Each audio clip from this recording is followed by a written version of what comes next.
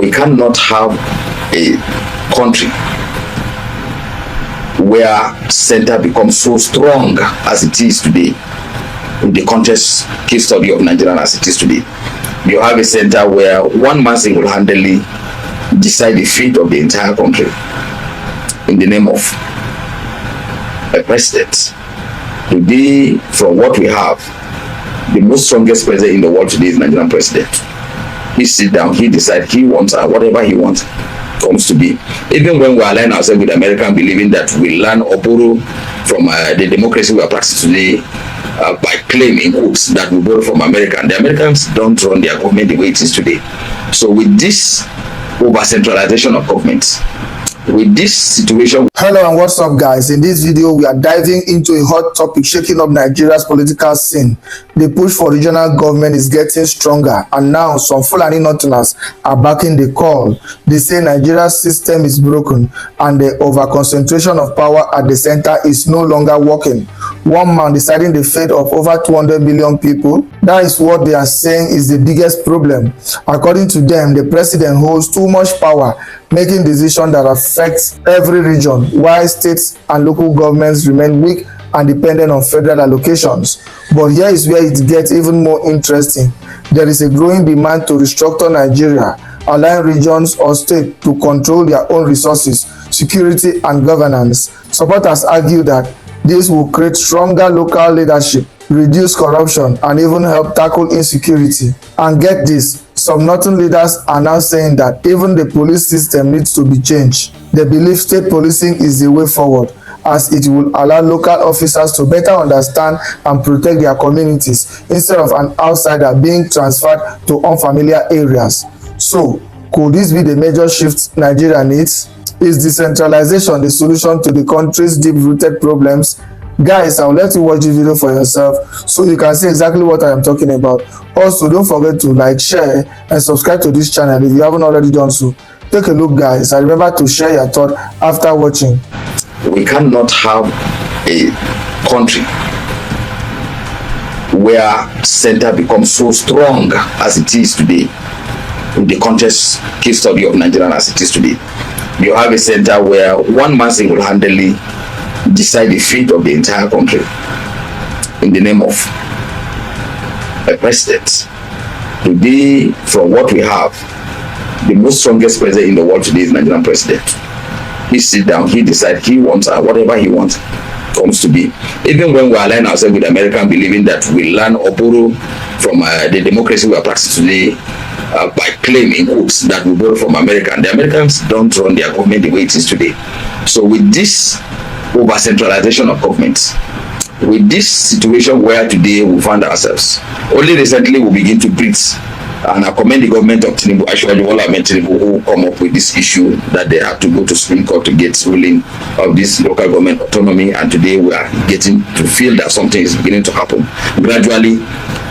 I have always been part of those who believe the local government autonomy should be in place. This issue of total decentralization of the central government itself must be where, yes, you have a president, but at least let us see a situation where we can reduce the over concentration of power at the center. Let regional have power, or make it states, if you like.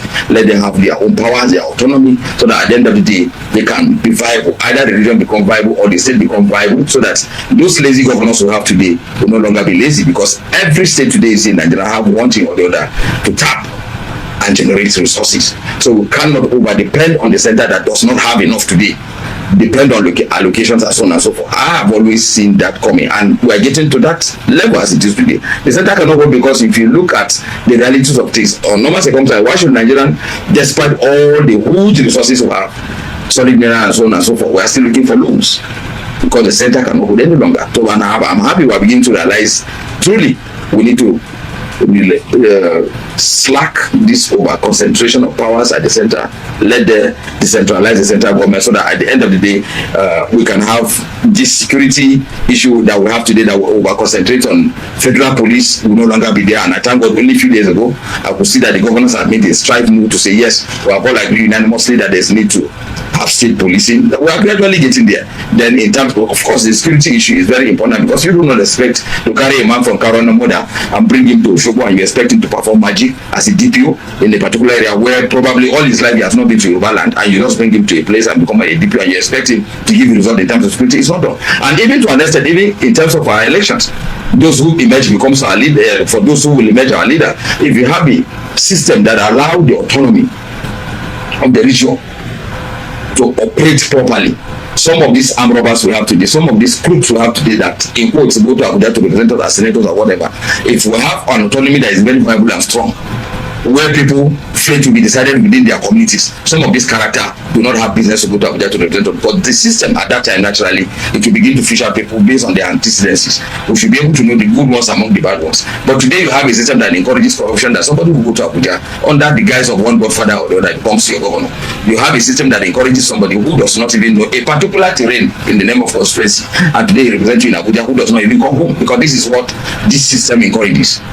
So I am of the view that we must change the system, decentralize the central government, make the region or the state become viable, so that we can begin to grow good leaders who will represent us in any capacity, so that security-wise people can work in confidence, because those within communities know who are the members of their community, know the good and the bad ones. So if a crime is being committed, it will be easy for them to detect who commit the crime. But under this arrangement where you have big something called central government, and the IG will have to speak before a commissioner of police can act, what you call a governor, a chief security officer or chief security officer of the state, under this arrangement, and the CP is not accountable to the governor, then it does not work.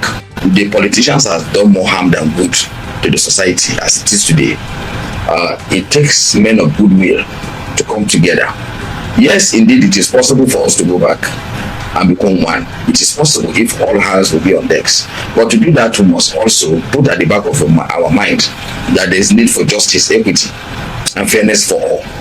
You cannot treat any side of this country as second-class citizen. You expect peace to reign. Where there are perceived certain injustice, people are bound to resist, people are bound to agitate, and this is where we find ourselves today. When I refresh my mind and I look at the situation as it is today, considering how I came up and what Nigeria was then and what it is today, I get scared.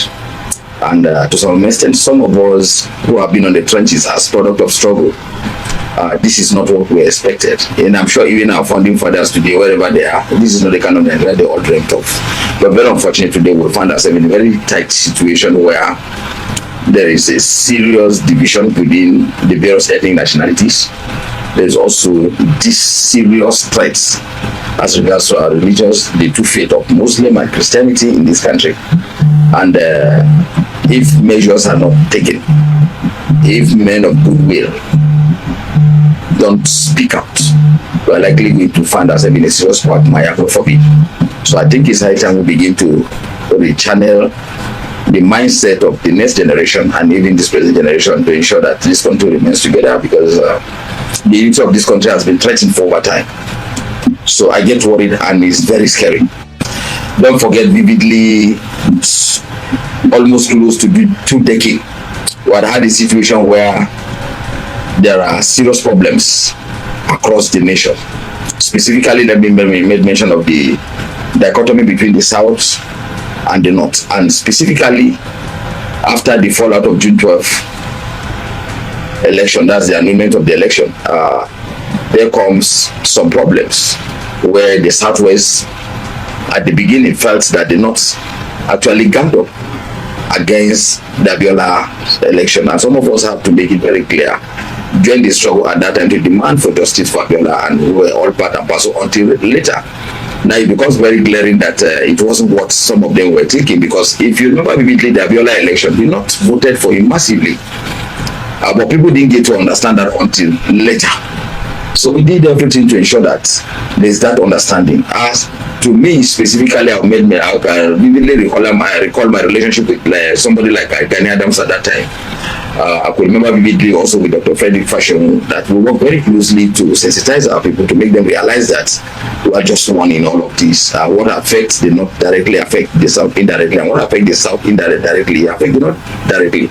And the last time we were able to build the synergy, and that's the relationship I've had for over time.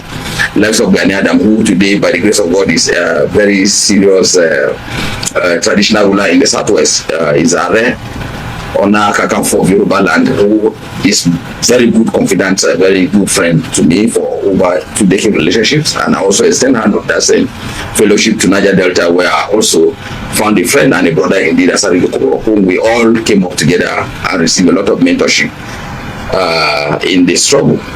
Today, by the grace of God, I still maintain that good relationship with them, and that's some of the efforts that those stories of some of those things that happened in the past doesn't happen again. I even go further.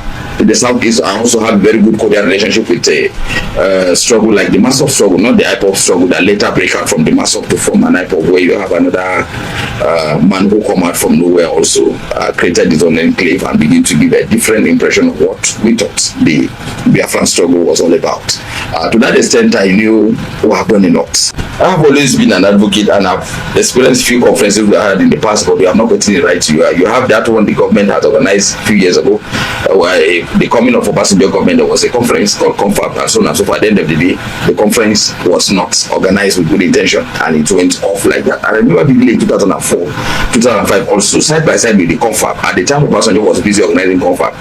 The progressives also, some of us radical elements were also busy organizing Pro-NACO conference, which I was the youth director under Enahoro leadership, and Woloshe Nkabeko and the likes of them. Then we run that for 2 years. We came up with a draft constitution that recommend parliamentary system of government, and when we went, some of us at that conference, we identified the fact that in 2008, at no time, the government of Abdulsalam Abubakar organized any conference called Constitutional Conference. How do we arrive at having 1999 constitution that some of us feel strongly that that document was only foisted on Nigerians? That document lacked legitimacy. Yes, you can call it a legal document. I'm not a lawyer, but even as a layman, I knew there's difference between a legal document and a document that has legitimacy. And the legitimacy of that document, it's where we have problem with it. That some of us are saying that that document was brought foisted on Nigerian, and that document was nothing other than drawn from the Decree 24. And that is exactly what we are using, and that's what these people are using against the populace of this country. And that's why some of us are saying that, look, there's a need for us to re-engineer a process that will bring about a document that will stand the test of time, a document that will enable legitimacy of Nigerians. Constitutional making, let me jump before you even take me there to tell me National Assembly. Making of a constitution is not the responsibility of the National Assembly. Nowhere in the world where National Assembly has had the responsibility of making constitution for the people. The people will have to sit down. All the government needs to do is to provide an atmosphere, conducive atmosphere, for people to sit down and decide what they want. We can start it from zonal level, zonal to local government to state. Then from state, we'll get to national, where the document we have today can be amended for temporary to give us an opportunity, because there's nowhere the constitution carried anything that has to do with referendum. So that at the end of the day, once it's amended by the National Assembly, then we can go to referendum at the national level. The best level will come from every zone, and then they go there and adopt the document, and we engage the legitimacy. Some of us go far to challenge the constitution in court, Federal High Court, in the last 15 years or more than. But that court, no court has agreed to sit to look in for what we're asking for our prayer. As to speak today, most of those who are plaintiff to that court case, some of them are not even alive, and now was a living plaintiff. Oleshenka was part of it. I was part of it. Azadoko was part of it. Beko was part of it. Sisionu, former governor of Anambra State, was part of it. But that document never get to see the light of the day as I speak till date. We will still ask, because now we are glad to see that one of our own today is the man in charge of the affairs of the country. Ashwani Bola Metinubu. He was part of Pro-NACO, because Ashwani was part of the financier. He gave us all the necessary support we needed for that conference to hold. And after the conference, at the end of the day, when the thing never get to see the light of day, anybody now adopt it and jump into another different issues. So he knows what I'm talking about. The president we have today is a progressive president. The president we have today is a product of struggle. The president we have today is a president who believes in true federalism, and that is why you see things are happening. Local government autonomy was part of true federalism, and we have come to see it. The issue of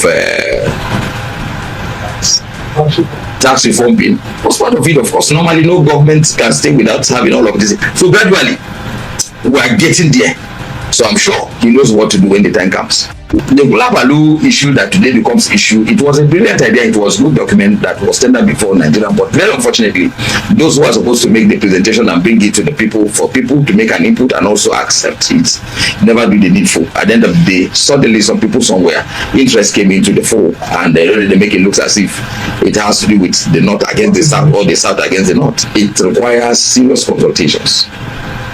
Stakeholders must get to their people. The National Assembly, the representative at the National Assembly will have to take the documents back to their various constituency and sit down with their people in town hall meetings and make it clear and present it to them so that they can make an input. Then at the end of the day, it enjoys legitimacy to be brought back. Then the National Assembly will pass it. Then the president will assent to it, and that's all. It becomes law.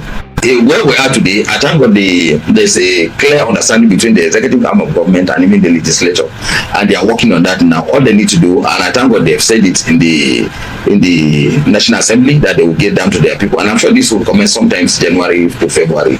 They will reach down to their people and consult properly, so that at the end of the day, where there are certain gray areas to be amended, it to be amended, and it to be brought to the House for debate, and that at the end of the day it will scale through. Almost everything has been so politicized by the political actors. I can assure you that Nigerians do not have problems. But often, the political leaders, oftentimes when there are certain misgivings for their selfish interest, they try to see how they can instigate one part of the country against the other, or instigate one thing or the other. But you can be rest assured, we are not relenting. We will continue to reach out to people. I made mention of people, my folks that have been together with my friends and so on and so forth. We are reaching out also to ensure that all of these things, don't forget vividly in the past, when there are tensions in Kano or Kaduna, Lagos will be panicking, or if there's tension in Lagos or Port Harcourt or anywhere, you see tension across board. But today it's no longer a story, because we will talk to ourselves, we can communicate, and I can reach out to each and every ethnic leader of any particular place in Nigeria today, confidently, and in confidence we can discuss it, and you will see that the issues have been resolved amicably, and it will become a thing of the past. You have people who lack political will to address the issues, and oftentimes when they come, they get carried away and become overwhelmed. You made mention of Umaru. Umaru did well within just a length of just 2 years, and he performed some miracle that we can attest to it and point at. Subsequent government came off. Jonathan, we had issues where the government had been hijacked. He wasn't so decisive, and it went. And Buhari case came, and Buhari was even almost getting to be the worst. That's where I come from. Buhari is my brother, but in fairness, Buhari case becomes very terrible that at the end of the day, he has no program in the government, and at the end of the day, everything went out of place. The only thing the government can be remembered for was nothing other than nepotism and so on and so forth. That today, I can tell you in confidence that the Buhari administration only enriches some few individuals.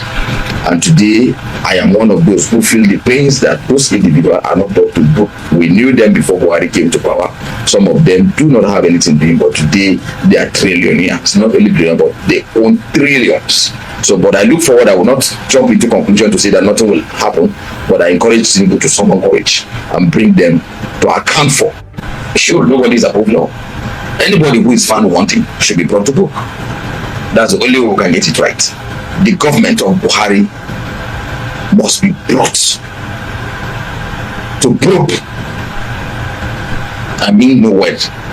Because what they did was terrible. The level of trouble we are faced with today, I can tell you without missing a word, that these things, this present government inherited a lot of trouble. And that's why the journey has been so rough. If you have a leader that is very sincere, determined, and you have a system that works under this system, under this so-called presidential system of government that allows for people to exercise impunity without anybody checkmating their excesses, and they can do and get away with it without anybody bringing them to face the music, where laws are perceived to be seen as if laws are only to work against the common man, and those who are in powers are covered by so-called immunity. You can never get it right until we change the system, until people are determined to do it right, until we amend this constitution or deny a new document that we can all accept that this is what we want. I have my reservation about the present constitution. It's not the people's constitution. The preamble speak lies against itself. We the people, at no point in 2008, 2009, before Islam handed over, we had any constitutional conference. Where did we get the constitution from? And who tells you that the business of making a constitution is the business of only few individuals to sit down and judge that document and force it on people? Was there any negotiation to produce the document? At no time And that's why I say the document lacks legitimacy. And I stand to be corrected by anybody who thinks otherwise of what I'm thinking. It is the right of the citizen to do that and say it. It is the right of the citizen to initiate the processes and tell the power that be that this is how we want it, and for the power that be also to listen and now create an atmosphere, conducive environment for people to sit down and discuss, deliberate, agree to disagree, and come up with something they believe it is their own. I look at the struggle, what we went through, go through detentions and so on and so forth, through all of these dark days and so on and so forth. How we make all this sacrifice today. Today Nigeria is still where it is, and some of us begin to say, what did we make sacrifice for? We deprive ourselves of a lot of comforts to advocate for a better Nigeria. But today, look at how the country is getting worse by the day. And sometimes I get worried and I sleep at night and I wake up, my heart keep beating fast, and I begin to say, am I dreaming? Is it what we fought for? Does it mean all the sacrifice we have made in the past will just go in vain? This is not the kind of country I want to see. What you do is to bring those who felt they are being marginalized, bring them to the table, let them vent their anger, let them say where their problem is. But where in the name of agitations anybody take arm against it is where I don't think it is genuine. This issue of Biafra, for over time, it has been discussed. There are agitations and there are those who are genuinely agitating. But today you have a chunk set of criminal-minded people who, under guise of Biafra struggle, they are busy taking arm against it. They are busy also killing innocent Nigerians in the name of agitations. This is counterproductive. It's unacceptable, and no responsible government will fold his hand and allow that to continue. You see, the issue of the security challenge we are faced with today, we must commend the present government. They have been very well, and they are trying, because I come from an area where it's as if we're in Warsaw, Northwest. We are faced with the issue of terrorism, we are faced with the issue of banditry, and so on and so forth. But to God be the glory, recently we are beginning to breathe fresh air, because in the past you cannot even move between Kaduna and Abuja. It becomes hell. You cannot move from Kaduna to Katsina. It's not easy. From Katsina to Zamfara is also not easy. But today, under this administration, we are beginning to feel that the service chiefs are trying their best, because there's synergy, unlike what we have in the last administration of Buhari, where the chief of army staff, within the army staff, chief of army staff and the chief of air staff, there's no synergy. Where the DGSS and even the DSS and the EFCC, there's no synergy. So many things. And the government lacked the will to bring them to the fore and put them together so that there will be synergy, so that we can have a impactful, positive results. That government failed. But under Tinubu, we will see the synergy, and you will also see what the Minister for Defense is also doing. Matawale, who comes from my own zone, he has been doing very well, boosting the morale of the men on ground, and a lot of things are happening. So I commend them. I won't condemn them. Even in the Northeast today, the issue of Boko Haram is not as pronounced as it was in the last administration. So we commend this government and we urge them to do more. It will be in his own interest to do that. Being a progressive, being a true Democrat, because Tinubu is a Democrat. He has no military background, and I am sure he thinks almost the same way we think. I believe he will do it. It's just a matter of time, because don't forget, he comes in the midst of so many trouble. The economic of the country is something to write home about. The security is something to write home about. Until you have a stable place, stable system, now you begin to think of what to do to add up as value to a country. So I have no doubt in my mind, while in the turbulent period, maybe sooner he will begin to have that mindset and thinking. But I'm sure Tinubu will hardly go without having a roundtable discussions with Nigerians, and for us to marshal out something positive so that we can get to Eldorado. I have no doubt in my mind. I'm a member of Patriot. I was part of that. Yes, I was there with Meka and Yakwa. We sat with him. I wasn't told I was there in the villa when he addressed us. Well, policy is a thing that you keep doing. When you try, it doesn't work. You change, you do until you get it right. Nobody's perfect. Rome is not built in a day. Don't forget, to come out of a trouble for the last 8 years, and you don't expect a mayor or somebody. It's not it's not that easy. You assume in less than 2 years you just do the miracle and get it right. It is easy to destroy than build.